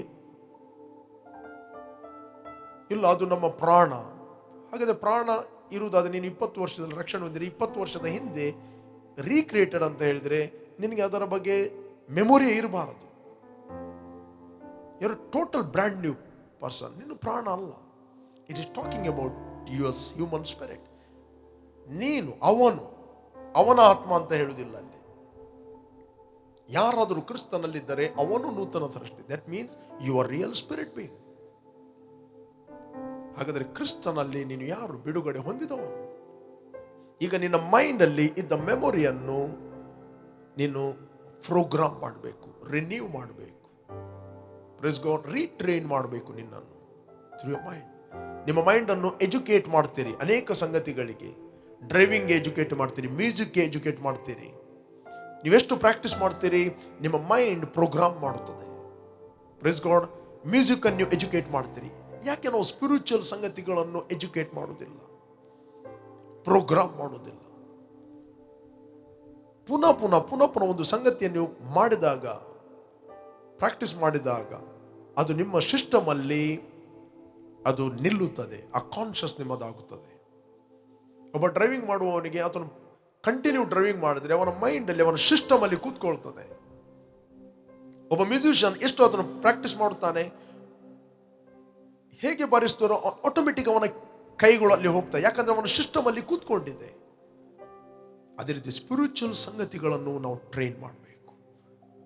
ಹೂ ಯು ಆರ್ ಇನ್ ಕ್ರೈಸ್ಟ್. ಕ್ರಿಸ್ತನಲ್ಲಿ ನೀನು ಯಾರು, ನಿನಗೆ ಏನು ಕೊಡಲ್ಪಟ್ಟಿದೆ, ನೀನು ಏನು ಮಾಡಲು ಶಕ್ತರು, ಅದು ನಿನ್ನ ಲೈಫ್ ಸ್ಟೈಲ್ ಆಗುತ್ತದೆ. ಅದಕ್ಕೆ ಅಪೊಸ್ತಲ ಪೌಲ ಹೇಳುತ್ತಾನೆ, ದೇಹ ಸಾಧನೆಯು ಸ್ವಲ್ಪ ಮಟ್ಟಿಗೆ ಪ್ರಯೋಜನ, ಎಕ್ಸರ್ಸೈಸಿಂಗ್ ಎ ಹ್ಯೂಮನ್ ಸ್ಪಿರಿಟ್. ಅದಕ್ಕೆ ಹೀಯದಲ್ಲಿ ಪರದಲ್ಲಿ ಜೀವ ವಾಗ್ದಾನ ಇದೆ. Train, program your mind in spiritual things. Your life will never be the same. ಕೆಲವರು ತಮ್ಮನ್ನು ಬಡತನಕ್ಕೆ ಟ್ರೈನ್ ಮಾಡಿದ್ದಾರೆ, ಕೆಲವರು ಸಿಕ್ನೆಸ್ಗೆ ಟ್ರೈನ್ ಮಾಡಿದ್ದಾರೆ. ನಾವು ನಮ್ಮ ಮೈಂಡ್ ಅನ್ನು ಪ್ರೋಗ್ರಾಮ್ ಮಾಡುವಂಥದ್ದು ಹೇಗೆ ಅಂತ ಹೇಳಿದ್ರೆ, ಸಮೃದ್ಧಿಗೆ, ಆರೋಗ್ಯಕ್ಕೆ, ಜಯಕ್ಕೆ ಪ್ರೋಗ್ರಾಮ್ ಮಾಡ್ರಿ. ಇದು ಹೇಗೆ ಪ್ರೋಗ್ರಾಮ್ ಆಗ್ತದೆ? ನೀವು ಪುನಃ ಪುನಃ ಪುನಃ ಪುನಃ ಮಾಡಿದಾಗ. Praise God. ಯಾರು ನೀವು ವಾಚ್ ಮಾಡ್ತಾ ಇದ್ದೀರಿ, ನೀವು ಆಲ್ರೆಡಿ ಬಾರ್ನ್ ಅಗೇನ್ ಆಗಿದ್ದರೆ you are total free. Believe the freedom, don't believe the bondage, believe the truth. ಒಂದು ವೇಳೆ ನೀವು ಯೇಸುವನ್ನು ಅಂಗೀಕಾರ ಮಾಡದಿದ್ದರೆ, simple, the grace is waiting for you. His love and forgiveness is waiting for you. ಆತನ ಪ್ರೀತಿ, ಆತನ ಕ್ಷಮಾಪಣೆ ನಿನಗೋಸ್ಕರ ವೇಟ್ ಮಾಡ್ತಾ ಇದೆ. ಜಸ್ಟ್ ದೇವರು ಯೇಸುವನ್ನು ನನಗೋಸ್ಕರ ಮನುಷ್ಯನಾಗಿ ಕಳಿಸಿದನು, ಆತ ನನ್ನ ಪಾಪಗಳಿಗೋಸ್ಕರ ಸತ್ತನು, ಆತ ನನಗೋಸ್ಕರ ಹೂಣಲ್ಪಟ್ಟನು, ನನಗೋಸ್ಕರ ಪುನರುತ್ಥಾನ ಆದನು. ದೇವರು ಕ್ರಿಸ್ತನಲ್ಲಿ ಮಾಡಿದ ಕೆಲಸವನ್ನು ನೀವು ನಂಬಿದಾಗ, ಹೃದಯದಿಂದ ನಂಬಿದಾಗ, ಮನಸ್ಸಿನಿಂದ ಅಲ್ಲ, ಹೃದಯದಿಂದ ನಂಬಿದಾಗ, ಮೂಮೆಂಟ್ ಯು ಬಿಲೀವ್, ನೀನು ಕಾಣದ ಲೋಕದಲ್ಲಿ ಅಂಧಕಾರದ ದೊರೆತನದಿಂದ ಬಿಡುಗಡೆ ಆಗಿ ತನ್ನ ಕುಮಾರನ ರಾಜ್ಯದೊಳಗೆ ನಿನ್ನ ಒಂದು ನಂಬಿಕೆಯ ಮೂಲಕ ನೀನು ಸೇರುತ್ತಿ ಮಾತ್ರ ಅಲ್ಲ, ಅದರಲ್ಲಿ ಹುಟ್ಟುತ್ತಿ. ಯಾಕೆ? ಆ ಕುಮಾರನಲ್ಲಿ ನಮ್ಮ ಪಾಪಗಳು ಪರಿಹಾರವಾಗಿ ನಮಗೆ ಬಿಡುಗಡೆ ಆಯಿತು. You are free. ನಾನು ನಿಮಗೆ ಪ್ರಾರ್ಥನೆಯನ್ನು ಲೀಡ್ ಮಾಡ್ತೇನೆ. ಜಸ್ಟ್ ನಾನು ಒಟ್ಟಿಗೆ ಹೇಳ್ರಿ. ಕೇವಲ ಬಿಲೀವ್ ಮಾಡೋದಲ್ಲ, ನೀವು ಹೇಳುವಂಥದ್ದು ಬಿಲೀವ್ ಮಾಡಿ, ನಂಬಿ, ಅದು ನಿಮ್ಮನ್ನು ಫ್ರೀಡಮಲ್ಲಿ ನಡೆಸ್ತದೆ. Thank you Father. ಭೂಮಿ ಆಕಾಶ ಉಂಟು ಮಾಡಿದ ದೇವರೇ, ನೀನು ನನ್ನ ಮೇಲೆ ಪ್ರೀತಿ ಮಾಡಿ ನಿನ್ನ ಒಬ್ಬನೇ ಮಗನಾದ ಯೇಸುವನ್ನು ಮನುಷ್ಯನಾಗಿ ಕಳಿಸಿದೆ. ನಾನು ಮಾಡಿದ ಪಾಪಗಳನ್ನು ಆತನು ಹೊತ್ತುಕೊಂಡು ಹೋಗಿ, ಆತನು ನನಗೋಸ್ಕರ ಹೂಣಲ್ಪಟ್ಟು, ಸತ್ತು ಹೂಣಲ್ಪಟ್ಟು, ನೀನು 3ನೇ ದಿನ ಆತನು ನನಗೋಸ್ಕರ ಸತ್ತವರ ಒಳಗಿಂದ ಎಬ್ಬಿಸಿದೆ. ನಾನು ನನ್ನ ಹೃದಯದಲ್ಲಿ ನಂಬುತ್ತೇನೆ, ನಾನು ನಂಬುತ್ತೇನೆ ನನಗೆ ಬಿಡುಗಡೆ ಆಯಿತು. ನಾನು ನಂಬುತ್ತೇನೆ ನಾನು ನಿನ್ನ ಮಗನಾಗಿದ್ದೇನೆ. ನಾನು ನಂಬುತ್ತೇನೆ ನನ್ನ ಅಪರಾಧಗಳು ಪರಿಹಾರವಾಗಿ ನನಗೆ ಆಲ್ರೆಡಿ ಬಿಡುಗಡೆ ಆಯಿತು. ನಾನು ಬಾಯಿಂದ ಅರಿಕೆ ಮಾಡುತ್ತೇನೆ, ಇವತ್ತಿನಿಂದ ಯೇಸುವೇ ನನ್ನ ಕರ್ತನೆಂದು ನಾನು ನಂಬುತ್ತೇನೆ, ನನಗೆ ಬಿಡುಗಡೆ ಆಯಿತು. ನೀನು ವಾಗ್ದಾನ ಮಾಡಿದ ಪವಿತ್ರಾತ್ಮನನ್ನು ನಂಬಿಕೆಯ ಮೂಲಕ ನಾನು ಸ್ವೀಕರಿಸ್ತೇನೆ. ಸ್ತೋತ್ರ ಯೇಸುವೆ, ನಿನ್ನ ಪವಿತ್ರಾತ್ಮನಿಂದ ನನ್ನನ್ನು ತುಂಬಿಸಿದೆ. I am full in Jesus name. ಕರ್ತನೆ, ಯಾರು ನಿನ್ನನ್ನು ಅಂಗೀಕಾರ ಮಾಡಿದ್ದಾರೋ ಅವರಿಗೋಸ್ಕರ ಪ್ರಾರ್ಥಿಸ್ತಾ ಇದ್ದೇನೆ. ಅವರು ಪವಿತ್ರಾತ್ಮ ಭರಿತರಾಗಲಿ. ಎಲ್ಲ ಆಪರೇಷನ್ಗಳು ಅವರ ಜೀವಿತದಲ್ಲಿ ಮುರಿಯಲ್ಪಡಲಿ. I break it in the name of Jesus. I dispatch angels to protect them, O God. ಇವರು ಆತ್ಮಿಕವಾಗಿ ಬೆಳೆಯುವಂತೆ, ಶೈನ್ ಆಗುವಂತೆ, ಸರಿಯಾದ ವ್ಯಕ್ತಿಗಳು ಸರಿಯಾದ ಸಮಯದಲ್ಲಿ ಸರಿಯಾದ ಪ್ಲೇಸಲ್ಲಿ ಇವರಿಗೆ ಕನೆಕ್ಟ್ ಆಗಿ ಗೈಡ್ ಮಾಡಲಿ. ಎಲ್ಲ ವಿಕೆಟ್ ಕೌನ್ಸಿಲ್ಗಳು ಯೇಸು ನಾಮದಲ್ಲಿ ಮುರಿಯಲ್ಪಡಲಿ. Thank you lord. ಕರ್ತನೆ, ಈ ಪ್ರೋಗ್ರಾಮನ್ನು ಯಾರು ವಾಚ್ ಮಾಡ್ತಾ ಇದ್ದಾರೋ, ಯಾರು ದೇಹದಲ್ಲಿ ಸಿಕ್ಕಿದ್ದಾರೋ ಅವರಿಗೋಸ್ಕರ ನಾನು ಪ್ರಾರ್ಥಿಸ್ತಾ ಇದ್ದೇನೆ. ಯೇಸು ನಾಮದಲ್ಲಿ I take authority over every infirmity, sickness, pain, oppression, poverty, curse. I break your power in the name of Jesus. You are free by the power of the Holy Spirit. Receive your freedom in the name of Jesus, oh God. Thank you, Lord, for freedom. Comfort ಮಾಡು ಕರ್ತನೆ. ಎಲ್ಲ suicide ಥಾಟ್ಸ್ಗಳು, ಮರಣದ ಆಲೋಚನೆಗಳು ಎಲ್ಲವದು ಮುರಿಯಲ್ಪಡಲಿ. ಇವರು free ಆಗಲಿ in Jesus name. Amen, amen. Praise the Lord. ಪ್ರಿಯರೇ, ನೀವು ಯಾರು ವಾಚ್ ಮಾಡ್ತಾ ಇದ್ದೀರಿ, ಬಿಗ್ ಜೆಯನ್ನು ಕಂಟಿನ್ಯೂ ಆಗಿ ವಾಚ್ ಮಾಡಿ. ಅದೇ ರೀತಿ ನಾನು ನಿಮಗೆ ಎನ್ಕರೇಜ್ ಮಾಡ್ತೇನೆ, ಈ ಬಿಗ್ ಜೆ ಟಿವಿಗೋಸ್ಕರ ನೀವು ಸಪೋರ್ಟ್ ಮಾಡಿ, ಪ್ರಾರ್ಥನೆ ಮಾಡಿರಿ. ಯಾಕಂದರೆ ಈ ಮೀಡಿಯಾದ ಮೂಲಕ ಆಕಾಶದ ಕೆಳಗಿರುವ ಅನೇಕ ಜನರಿಗೆ ದೇವರ ವಾಕ್ಯವು ರೀಚ್ ಆಗ್ತಾ ಇದೆ. ನೀವು ಅದರಲ್ಲಿ ಪಾಲುಗಾರರಾಗಿರಿ. ನೀವು ಪಾಲುಗಾರರಾಗಿದ್ದು ದೇವರ ಕೃಪೆಯಲ್ಲಿ ನೀವು ಪಾಲುಗಾರರಾಗಿರಿ. ಅಪೊಸ್ತಲ ಪೌಲ ಹೇಳ್ತಾರೆ, ನೀವು ಸುವಾರ್ಥ ಪ್ರಚಾರದಲ್ಲಿ ನನ್ನೊಂದಿಗಿರುವ ದೇವರ ಕೃಪೆಯಲ್ಲಿ ನೀವು ಪಾಲುಗಾರರಾಗಿದ್ದೀರಿ. Praise god. ಪ್ರೇಯರ್ ಮಾಡಿ. ಈ ಮೀಡಿಯಾದ ವಿಷನ್ ಇದೆ, ಸ್ಯಾಟಲೈಟ್ ಆಗಬೇಕಂತ ಪ್ರೇಯರ್ ಮಾಡಿ. ಈ ಮೀಡಿಯಾ ಟೀಮ್ಗೋಸ್ಕರ ಪ್ರೇಯರ್ ಮಾಡಿ. ಈ ಮೀಡಿಯಾದ ಡೈರೆಕ್ಟರ್ ಆಗಿರುವ ಬ್ರದರ್ ಪ್ರಶಾಂತ್ ಅವರಿಗೂ ಅವರ ಫ್ಯಾಮಿಲಿಗೂ ಪ್ರಾರ್ಥನೆ ಮಾಡಿರಿ. ಅವರ ಪ್ರೊಟೆಕ್ಷನ್, ಅವ್ರು ರೈಟ್ ಆದ ಸಮಯದಲ್ಲಿ ರೈಟ್ ಆದ ಡಿಸಿಷನ್ಗಳು ತೆಗೆದುಕೊಳ್ಳುವಂತೆ ಅವರಿಗೋಸ್ಕರ ಪ್ರಾರ್ಥನೆ ಮಾಡಿರಿ. ನಾನು ಹೇಳ್ತೇನೆ, ನಿಮ್ಮ ಜೀವಿತ ಇದ್ದ ಹಾಗಿರೋದಿಲ್ಲ. Jesus loves you. You are bless. Amen.